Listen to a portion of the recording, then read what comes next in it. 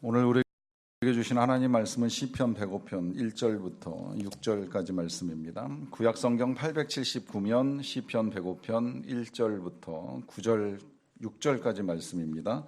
이 계시의 말씀을 제가 받들어 읽어드릴 때 살아계신 하나님의 음성을 들으실 수 있기를 바랍니다. 여호와께 감사하고 그의 이름을 불러 아뢰며 그가 하는 일을 만민 중에 알게 할지어다. 그에게 노래하며 그를 찬양하며 그의 모든 기이한 일들을 말할지어다. 그의 거룩한 이름을 자랑하라. 여호와를 구하는 자들은 마음이 즐거울지로다. 여호와와 그의 능력을 구할지어다. 그의 얼굴을 항상 구할지어다. 그의 종 아브라함의 후손 곧 택하신 야곱의 자손 너희는 그가 행하신 기적과 그의 이적과 그의 입의 판단을 기억할지어다. 아멘. 우리 교회 성도님 중에 한 분이 다른 교회 다니시는 친구분들 만나서 이런저런 이야기 나누시다가 이런 말씀 하셨다 그러더라고요.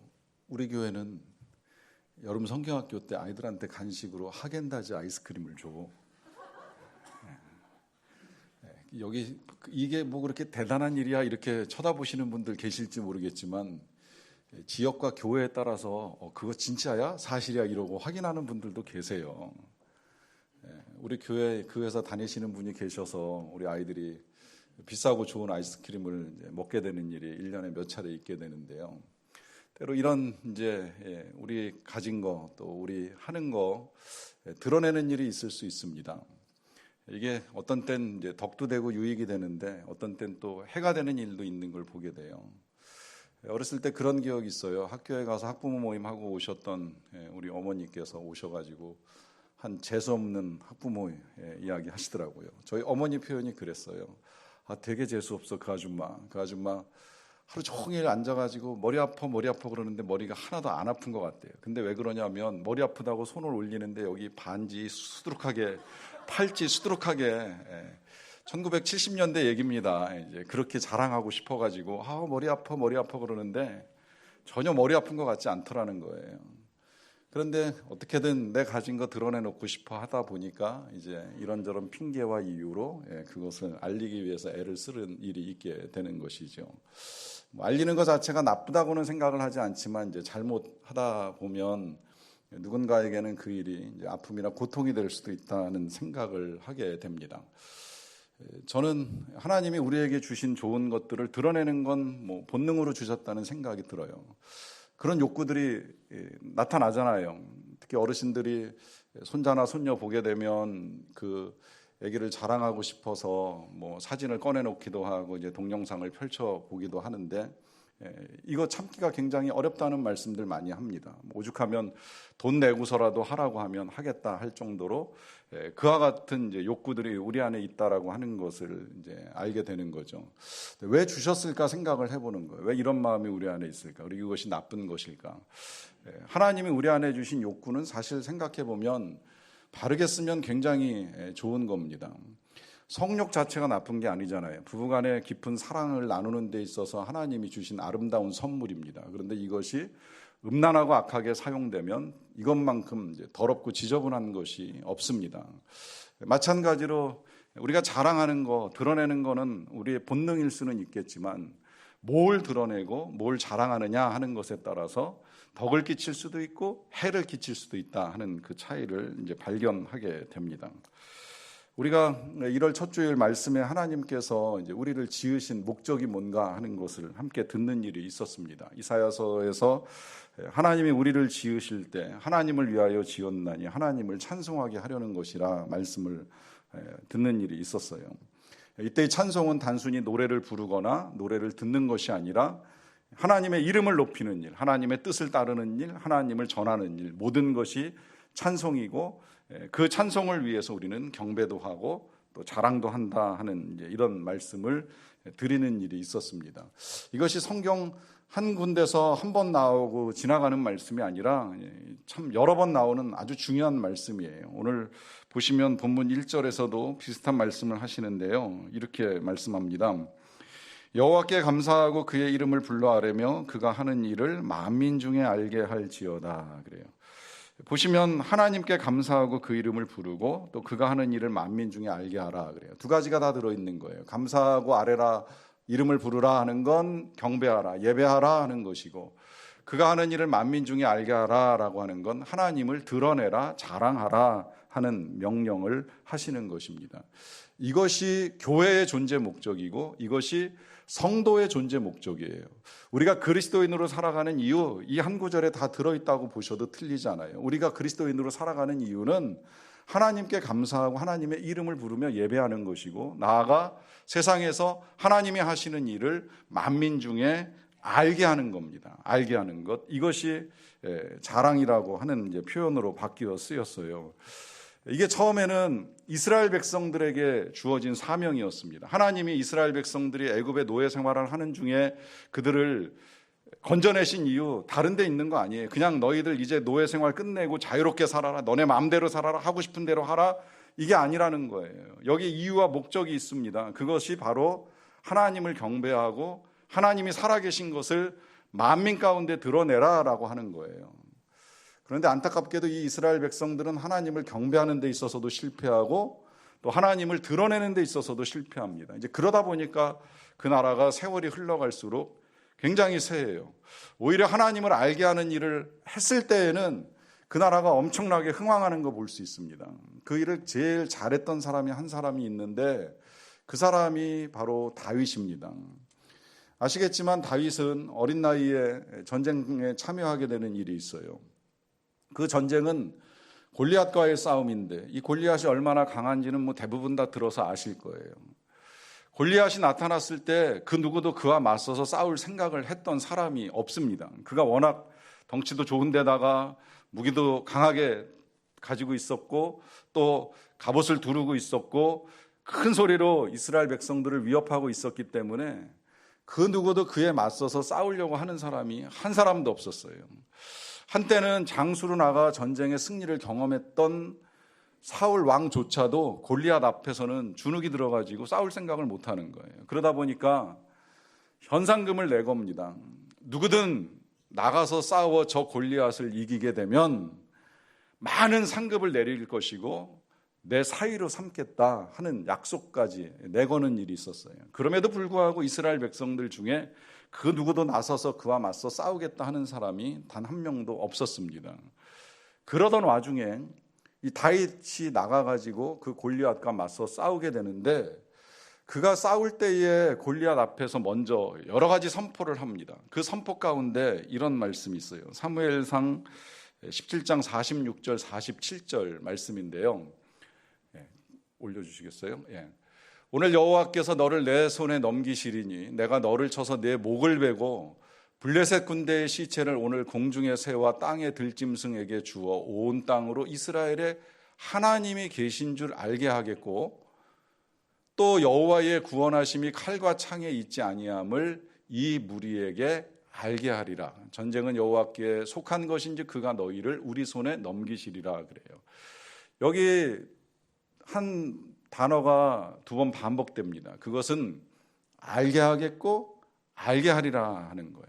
46절 끝에 보시면 이스라엘에 하나님이 계신 줄을 알게 하겠고, 넘어가서 47절 중간에 보시면 이 전쟁이 칼과 창에 있지 아니함을 무리에게 알게 하리라 그래요. 여호와의 구원하심이 칼과 창에 있는 것이 아니라는 걸 알게 하겠다 그래요. 다윗이 전쟁에 참여하는 이유가 여기에 있었던 거예요. 전쟁에 참여해서 승리를 하는 것, 승리해가지고 왕의 사위가 되는 것, 왕이 주는 상을 받는 게 목적이 아닌 거예요. 그의 목적은 하나예요. 알게 하겠다. 뭘 알게 하겠느냐? 하나님이 이스라엘에 살아계신 걸 알게 할 것이고, 그 살아계신 하나님께서 이 전쟁 가운데 우리를 구원하시는 것을 알게 하겠다라고 하는 의도를 가지고 전쟁에 나갑니다. 그리고 골리앗을 무너뜨립니다. 그리고 알게 합니다. 진짜 하나님이 살아계신 것을, 하나님이 구원하시는 것을 알도록 그 전쟁을 통해서 세상 가운데 드러냅니다. 오늘의 말씀대로 만민 가운데 그의 기이한 일을 알게 하는 일을 하게 되는 것을 봅니다. 이때로부터 이 이스라엘이라고 하는 나라가 흥왕을 하는 거예요. 그래서 다윗이 왕이 되고 그 다음에 그의 아들인 솔로몬이 왕이 되면서 이스라엘은 당시에 열방 가운데 하나님 같은 신이 없다는 것을 드러내기 시작을 하는 거예요. 그래서 솔로몬이 지은 성전을 보고 그 놀라운 일들을 보기 위해 저 멀리 남쪽 나라에서도 여왕이 찾아오는 일이 있고 많은 사람들이 찾아와서 하나님을 알고자 합니다. 하나님이 원하셨던 이스라엘 백성들의 삶인 거예요. 하나님을 경배하고 하나님의 이름을 높이면서 그를 알게 할 때 하나님이 부어주시는 은혜입니다. 그런데 안타깝게도 여기까지였어요. 그 이후에 이스라엘 백성들이 하나님을 경배하지 않습니다. 경배하지 않을 뿐만 아니라 하나님을 드러내는 일을 멈춥니다. 그저 하나님은 우리를 사랑하셔, 우리만 사랑하셔, 우리만 택하셨어, 우리만 귀해, 이런 생각을 가지고 살아요. 심지어는 뭐 그런 생각조차도 이제 내던져버리고 하나님을 경배하는 일을 하지 않고 우상을 갖다 세워놓고 그것을 섬기는 일을 합니다. 결국 나라는 망해가고 쇠할 수밖에 없는 일들을 겪게 되죠. 여기 하나님께서 우리에게 하나님께 감사하고 그 이름을 불러하려며 그를 알게 하라 하시는 분명한 이유가 있는 것입니다. 성경은 중요한 사실을 반복한다는 걸 우리가 지난 시간에도 들었어요. 우리 예수님도 기도가 워낙 중요하다 보니까 이 비유 저 비유 가지고 기도하라, 낙심하지 말고 기도하라 하는 거 우리에게 말씀하셨어요. 구하라 한 번만 말씀하지 않고 찾아라, 두드려라 여러 차례 말씀하시면서 반복 강조해 주셨습니다.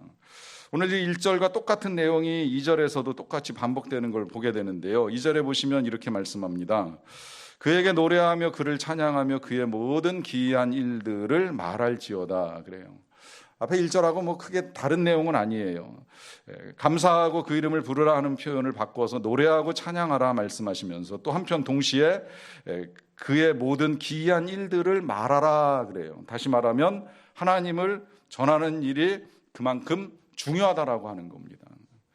그래서 이것이 우리 교회가 세워질 때 다시 이 시대 가운데 이 세상 속에서 하나님을 경배하고 하나님을 자랑하라 하는 존재의 목적을 주셨고 우리 교회가 이 방향으로 가고 있어요. 그리고 이 방향은 교회만의 방향이 아니라 성도 여러분 각자 살아가는 삶의 방향이라고 하는 것입니다. 이 방향대로 가지 않으면 문제가 생깁니다. 어떤 문제가 생기는지 우리가 이미 첫 주에도 봤잖아요. 하나님을 경배하지 않으면 어떤 일이 일어나요? 나를 경배하게 돼 있어요. 나를. 하나님을 바르게 예배하지 않으면 나를 예배하게 돼 있고 내가 귀하고 내가 높다 보니까 내가 만족스럽지 않으면 거기서부터 이제 악이 터져나오기 시작을 하는 거예요. 그 악을 행할 때에 헤롯 왕과 같이 권력이 있으면 자신을 높이기 위해서 자신을 경배하기 위해서 다른 사람을 해합니다. 다른 사람을 고통성에 빠지게 하는 일이 있게 됩니다. 이 일이 하나님을 자랑하지 않을 때는 어떻게 나타나느냐? 내 가진 거 자랑하는 거예요. 내 경험을 자랑하고 내 능력을 자랑합니다. 그러면 결과는 다른 사람들에게 고통을 주지요. 다른 사람을 힘들게 합니다. 제가 함께 복음을 나눈 사람들하고 한 주간에 힘드셨던 일이 뭔가, 무엇 때문에 화나셨습니까? 하는 질문을 하게 되는 일이 있었는데 놀랍게도 화난 일의 공통점이 똑같았어요. 자랑하는 사람을 만난 거예요. 어떤 사람은 뭐 부동산 많이 가진 거 자랑하고 어떤 사람은 뭐 자식 자랑하고 하는 이런 이야기 저런 이야기 듣다 보니까 그게 너무 화가 나더라는 거예요. 화 안 내려고 복음을 듣고 복음도 알았는데 막상 또 직면하고 나서 보니까 이게 참을 수 없더라 하는 말씀을 솔직하게 해주시더라고요. 잘못 자랑하면 이게 누군가에게는 마음에 큰 고통을 가져오는 일이 있게 됩니다. 그런데 정말 우리가 자랑하는 것이 순수하게 하나님, 그 하나님이 나한테 해주신 거 이전에 그 하나님의 사랑, 하나님의 영원하심, 하나님의 존귀하심, 하나님의 높으심만 우리가 잘 자랑하면 놀랍게도 이 일은 그 자랑을 듣는 사람이 하나님을 경배하게 만듭니다. 하나님의 살아계심을 깨닫게 해줍니다. 그 살아계신 하나님을 찾게 만들어줍니다. 이게 자랑의 은혜이고 능력입니다. 그래서 우리는 어떤 형태로든 하나님을 드러내야 되는데요. 하나님을 드러내는 방법이 여러 가지가 있을 수 있는데 크게 그냥 직접적인 방법과 이제 간접적인 방법으로 나눠요. 간접적인 건 직접 하기 힘들 때 선교사님들을 돕는 일을 하잖아요. 선교사님들이 나가서 하는 주된 일은 하나님을 드러내는 일입니다. 그러는 가운데 우리는 기도하면서 혹은 후원하면서 이제 도와요. 그런 면에서 우리가 작년부터 금년까지 저는 되게 그 부분도 감사하고 자랑스러운데, 우리 교인들이 자발적으로 바자회 하시고 뭐 MC몽 행사 하시고 또 떡 팔고 이제 이러면서 여러 군데 선교사님을 이번에 돕는 일이 있었어요. 우리가 직접 선교는 못하더라도 선교사님들이 하실 수 있도록 이런저런 방법들을 취해서 도와드리는 일이 하나님을 자랑하는 아주 귀한 일이다 할 수 있을 것입니다. 하지만 그럼에도 불구하고 우리가 잊지 말아야 될 것은, 우리 스스로가 직접적으로 하나님을 전하는 일을 아니할 수는 없다는 거예요. 이건 모든 사람에게 주신 사명입니다. 물론 사람에 따라 은사가 달라서 잘할 수 있는 사람과 없는 사람이 있을 수는 있겠지만, 그러나 우리가 외면할 수 있는 일은 분명히 아니라고 하는 거예요. 근데 이게 생각보다 어려워요. 어느 소그룹 모임에서 이 주제가 불거졌을 때에도 한 분이 솔직하게 이런 고백을 제 앞에서 해주시더라고요. 저는요, 차라리 아기를 한 명 더 낳으라고 하면 그게 더 전도하는 것보다 쉬울 것 같아요. 전도 힘들어요. 이렇게 말씀하시더라고요. 저는 그 솔직함 인정은 해요. 그분은 그렇게까지도 말씀하시더라고요. 제가 괜히 잘못 전해가지고 오히려 알지 못하는 거 전하다가 탈이 날까 이제 이런저런 것들이 두렵다 이렇게 말씀하시면서, 차라리 아기 하나 낳는 것만큼이나 전도는 어렵다 이제 이렇게 조심스럽게 고백을 하시더라고요. 듣고 나서 틀렸다고 생각을 하지는 않습니다. 어떻게 보면 이 전도라고 하는 게 그냥 한 사람을 교회로 데려오는 게 아니잖아요. 교회로 데려오라고 말씀을 드리는 것도 아니에요. 교회로 안 데리고 오셔도 상관은 없어요. 다른 교회를 보내셔도 되고 데리고 가셔도 상관은 없어요. 중요한 건 우리가 하나님을 경배하는 일이고, 누군가 하나님을 경배할 수 있도록 도와주는 일이 필요하다는 거예요. 근데 그 일이 어려운 건 뭐냐면, 이게 생명을 낳는 일과 똑같습니다. 출산이 어려운 건 한 생명이 탄생하는 과정 중에 잉태도 해야 되고 태교도 해야 되고 출산의 고통을 통과해야 되잖아요. 똑같아요. 한 생명이 거듭나는 일은 그렇게 쉽게 되는 일이 절대 아니에요. 그 생명을 품어야 돼요. 그리고 태교의 과정 못지않게 기도하고 도와주고 섬기고 돌봐주는 시간이 있어야 돼요. 그리고 그 생명이 거듭나는 그 순간에는 더더욱 큰 고통 가운데 한 생명이 탄생하는 일들이 이루어질 수 있다라고 하는 겁니다. 더더군다나 어떤 생명은, 태교는 9달로 끝날지는 모르겠지만 한 생명은 평생을 두고 기도해주고 평생을 두고 사랑해주고 평생을 두고 섬겨야 변화될까 말까 하는 일들이 일어나기 때문에 어떻게 보면 출산보다 힘들다는 말이 틀리지 않다고 보는 거예요. 그런데 그 힘든 일을 하나님이 한번 해봐, 너희들끼리 잘 해봐, 열심히 해봐라고 그냥 그렇게 명하시지 않으셨다는 겁니다. 이거 어떻게 해야 되느냐? 3절에 이렇게 가르쳐 줍니다. 그의 거룩한 이름을 자랑하라. 여호와를 구하는 자들은 마음이 즐거울지로다. 그래요. 자, 분명히 여기서 선포합니다. 하나님의 거룩한 이름을 자랑해라. 그런데 뭐라고 말씀하시냐면 여호와를 구하라. 다시 말하면 기도하라 말씀하시는 거예요. 기도하고 하라 하시는 거예요. 기도해야 할 수 있다는 거예요. 우리의 힘으로 하는 것이 아니라는 거예요. 내 능력으로 하는 것이 아니라 기도하고 하나님이 주시는 능력으로 하라 하시는 것입니다. 기도할 때에 성령이 임하고, 성령이 임해야 권능이 나타나고 그 권능으로 증인의 삶을 살아갈 수 있게 된다는 거예요. 초대교회 성도들이 신학교를 다녔습니까? 전도 훈련을 받았습니까? 뭐 얼마나 배우고 얼마나 알겠습니까? 그들은 한 게 하나밖에 없어요. 열심히 기도한 거예요. 열흘 동안 매일같이 모여서 기도를 했어요. 그 기도하는 가운데 성령이 임하면서 그들에게 능력이 나타나는 거예요. 그 능력은 다른 것이 아니라 그들이 배우지도 않고 정리하지도 않았지만 담대하게 나가서 하나님의 말씀을 전할 수 있는 능력을 받은 거예요. 능력은 배우는 데 있는 것이 아니라 기도하는 데 있는 겁니다. 기도하는 가운데에 주님이 주시는 능력을 가지고 전하는 거예요. 할 말을 생각나게 하시는 건 내 지식이나 기억이 아니라 성령의 감동이고 성령의 역사인 것입니다. 더군다나 이렇게 전하는 가운데에 각 사람의 마음에서 감동과 변화가 일어나는 거, 이거 제가 어찌하겠습니까? 이 또한 성령께서 하셔야 될 일이기 때문에 주님이 우리에게 성령을 구하라고, 구하면 주실 것이라고, 하나님이 주실 것이라고 약속을 해 주신 것입니다. 그 주시는 가운데에 하나님이 담대함도 주시는 거예요. 부끄러워서 창피해서 실패할까봐 두려워서 이 모든 염려들을 불식시키고 누구를 만나도 전할 수 있는 이 담대함 또한 우리에게 있는 것이 아니라 성령의 능력에 있는 것이기 때문에 구하라 하는 말씀을 하시는 것입니다. 우리가 12월 마지막 주에 우리 예수님께서 세례를 받으시는 상황을 함께 말씀을 나누는 일이 있었습니다. 그 말씀 나눌 때 이런 내용이 있었던 거 다시 한번 좀 봤으면 좋겠어요. 누가복음 3장 21절 22절 말씀인데요. 백성이 다 세례를 받을 때 예수도 세례를 받으시고 기도하실 때에 하늘이 열리며 성령이 비둘기 같은 형체로 그에 위해 강림하시더라 하는 겁니다. 보시면 세례를 받고 올라오신 예수님이 하신 일이 기도하신 거예요. 그리고 기도하실 때 어떤 일이 일어나요? 기도하실 때 하늘이 열려요. 그리고 기도하실 때 성령이 비둘기 같은 모양으로 예수님에게 임하신 거예요. 예수님도 그냥 사역이 시작된 게 아니에요. 기도하시고 시작했어요. 기도하실 때 하늘이 열리고 성령이 예수님에게도 임하신 겁니다. 우리 예수님도 이 땅에서 사역하실 때 기도하시고 나서 성령과 함께 사역을 하신 거예요. 그렇다면 우리가 기도하고 하는 건 너무나도 당연한 일이지요. 그러니까 기도하라고 말씀을 하시는 겁니다. 이 말씀도 중요하다 보니까 3절에서 지나가는 것이 아니라 4절에 또 반복됩니다. 이렇게 가르쳐 줍니다.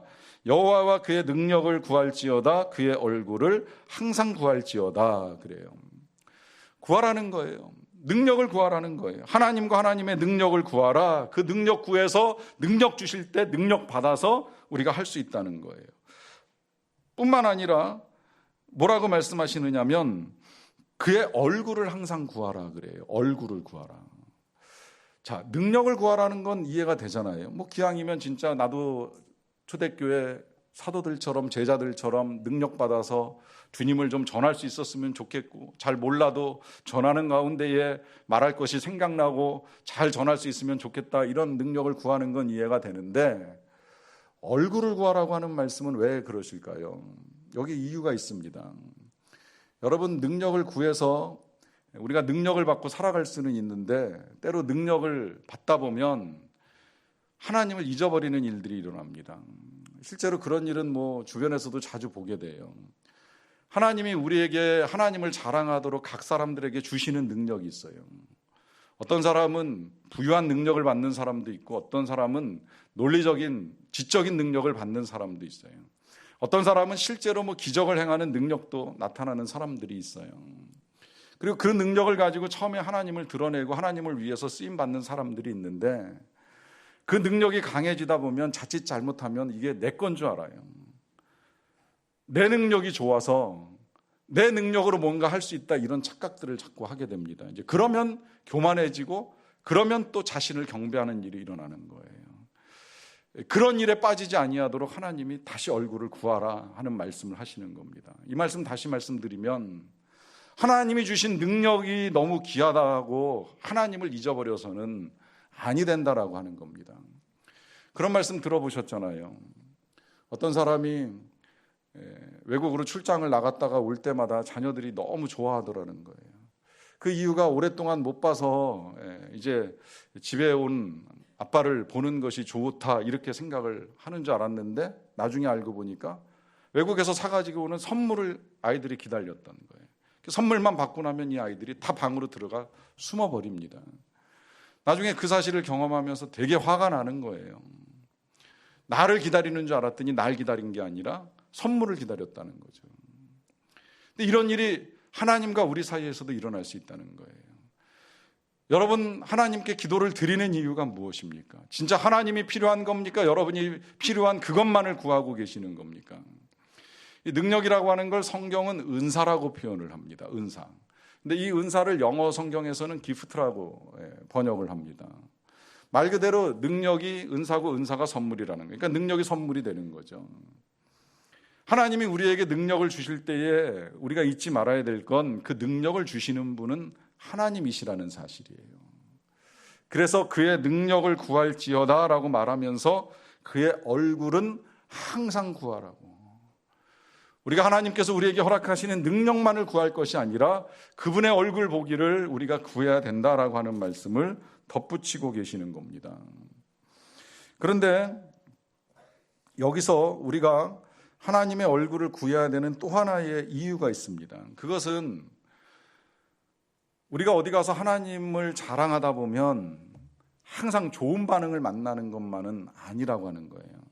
때로는 좋은 반응을 만날 때가 있어요. 특히 선교진 더더욱 그렇습니다. 선교사님들이 우리가 보내드린 여러 가지 후원금이나 또 물품들을 가지고 그 지역 어려운 사람들과 함께 나누거나 섬기는 일이 있어요. 그러면 선교사님들이 그 지역에 살고 있는 사람들에게 고맙다, 감사하다, 이제 이런 말씀을 들으시는 일들이 종종 있습니다. 아마 지난 겨울에 우리가 모아서 보내드린 옷도 몽골 땅에서 누군가에게 전달이 되고 나면 우리 선교사님들이 인사를 많이 받으셨을 거예요. 고맙다, 감사하다. 그리고 그 일을 통해서 이제 하나님의 사랑을 나누는 일들을 하게 되는 거죠.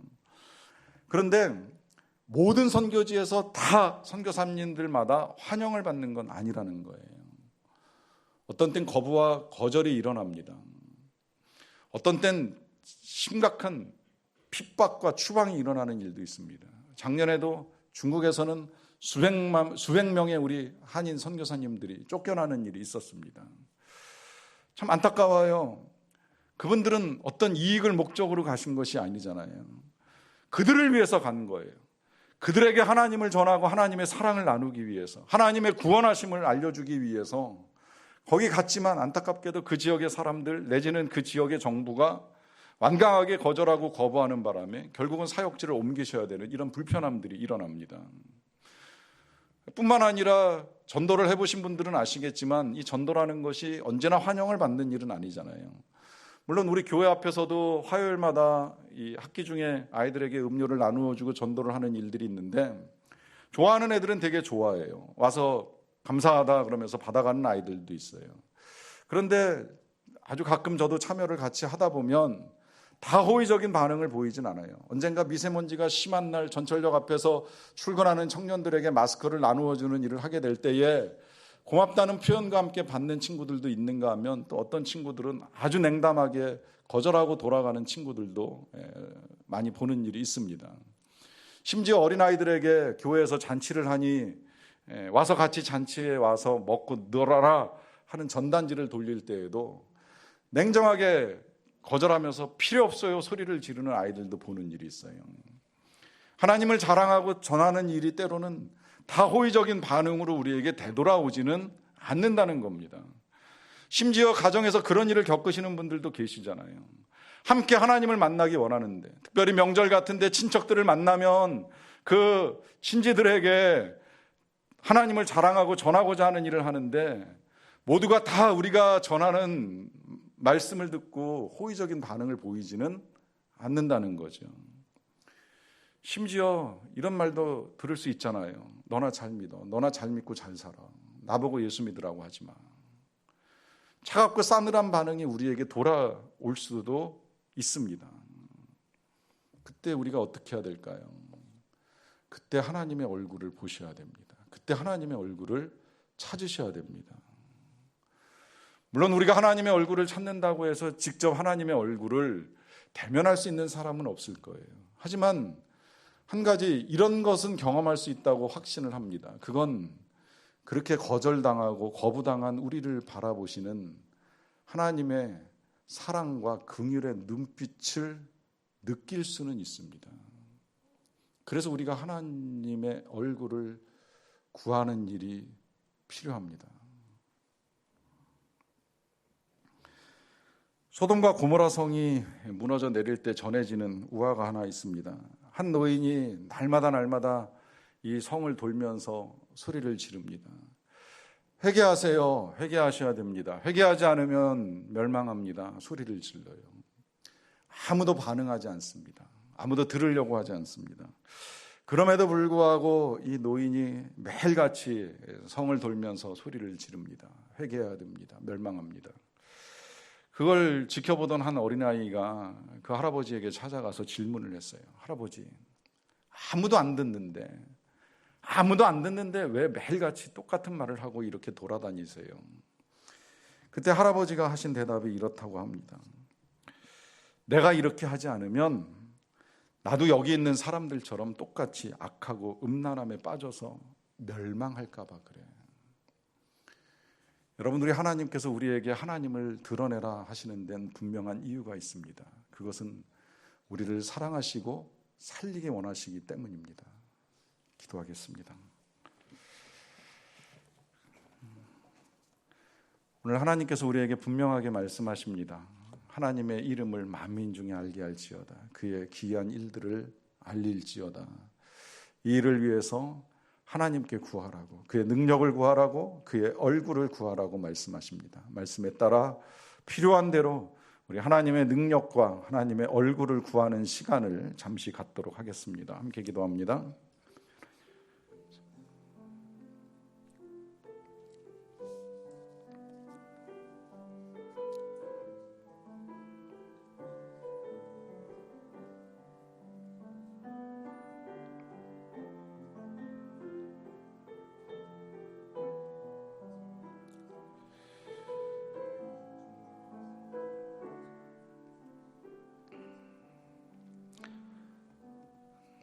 하나님을 노래하고 찬양합니다. 하나님을 경배하고 예배합니다. 이제 다시금 우리는 세상에 나가 하나님의 이름을 만민 중에 열방 가운데 또 많은 사람들에게 전하기를 원합니다. 하나님, 전할 수 있는 능력을 구합니다. 얼굴을 구합니다.